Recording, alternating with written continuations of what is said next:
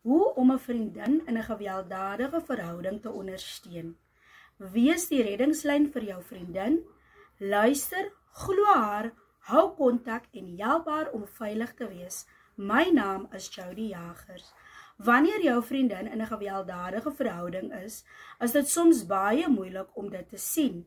Jy wil haar beskerm, haar uit haar situasie uithaal, maar die waarheid is, jy kan haar nie red nie. Wat jy wel kan wees, is haar reddingslyn.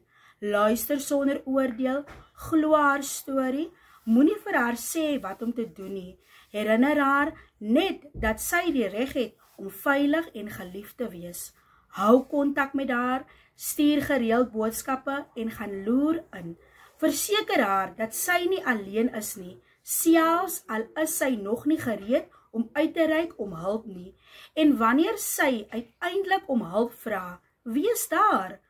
Help haar om 'n maatskaplike werker, skuiling of die polisie te kontak. Padisa is hier om te help. Want soms is die verskil tussen bly en gaan om te weet iemand gee om.